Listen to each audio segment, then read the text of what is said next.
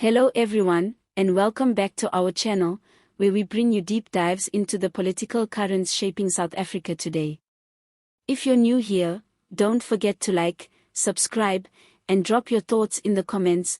We want to hear what you think about the stories that are shifting this country. Today, we revisit a scandal that once shook the foundations of President Cyril Ramaphosa's presidency, and now, it's back in the headlines. The Fela Farmgate saga, which erupted in 2022, has once again come to haunt the highest office in the land. This time, it's not being driven by media leaks or political whistleblowers, but by a legal challenge launched by ActionSA, a growing opposition force determined to force transparency on a case that has remained cloaked in secrecy. On April 29, ActionSA made a bold move. They filed a legal application under the Promotion of Access to Information Act, PAIA, seeking access to a classified report by the Independent Police Investigative Directorate, or IPID. This report supposedly investigates the role of Ramaphosa's VIP Protection Unit, which was accused of secretly crossing into Namibia in 2020 to recover money stolen from the president's Fela game farm. But here's the kicker. The police minister Senzo Mchunu has declared the IPID report top secret, effectively shielding it from public scrutiny. According to ActionSA's chairperson, Michael Beaumont, this kind of classification is not only suspicious, it's unconstitutional. Under South Africa's Minimum Information Security Standards, known as MIS, a document can only be marked top secret if it relates to matters like war, espionage, or major threats to national security. Beaumont argues that the IPID report fails to meet any of these criteria, and is instead being used as a political shield to protect Ramaphosa and his allies in the police. To understand why this matters so much, we need to rewind to how this all began. Back in June 2022, South Africans were rocked when former spy boss Arthur Fraser dropped a bombshell.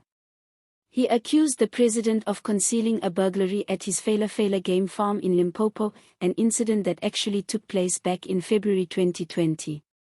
According to Fraser, thieves stole at least $4 million, allegedly stashed in a sofa. Ramaphosa didn't report the theft through the proper channels, and instead launched a private investigation to recover the money. Fraser claimed that Ramaphosa was essentially running a covert operation, something deeply inappropriate for a sitting head of state. Ramaphosa later claimed that the money came from the legitimate sale of buffalo to a Sudanese businessman, and that the actual amount stolen was much less, closer to $580,000. The South African Reserve Bank would later back part of this claim, saying the sale did not constitute an illegal foreign exchange transaction. The public protector also cleared Ramaphosa of any ethical wrongdoing in 2023. And in October 2024, the National Prosecuting Authority closed the book on the case, saying there was insufficient evidence to charge the president criminally. But even with these institutional findings, the questions haven't gone away. Why was the theft never officially reported? Why did the Presidential Protection Unit act like a shadow task force, allegedly crossing into Namibia without any formal police case? And why are parts of this story still kept in the dark under the veil of state security? This is where ActionSA's challenge strikes a nerve. As Michael Beaumont points out, this isn't just about one report or one farm. It's about the culture of secrecy that seems to be taking root under the Government of National Unity, or GNU.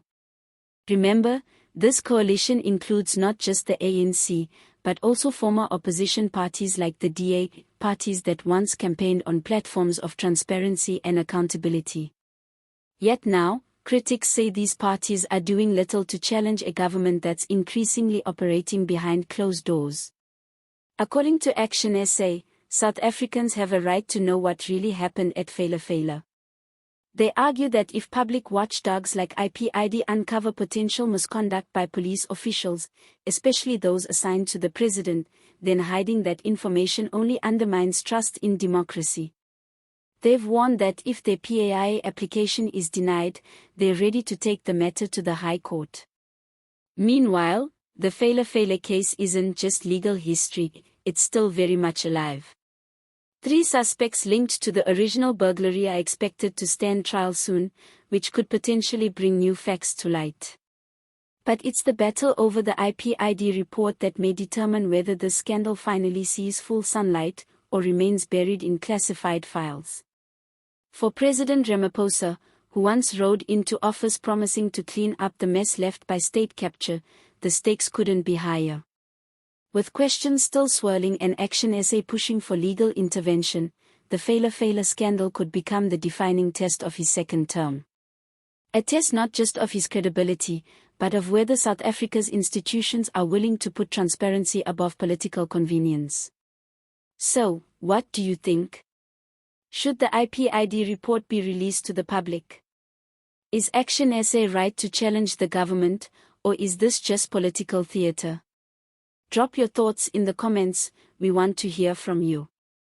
And if you haven't already, make sure you like this video, subscribe to the channel, and turn on that notification bell so you don't miss any of our upcoming content. We are tracking every major political development and unpacking the stories that matter. Thanks for watching, and as always, see you next time.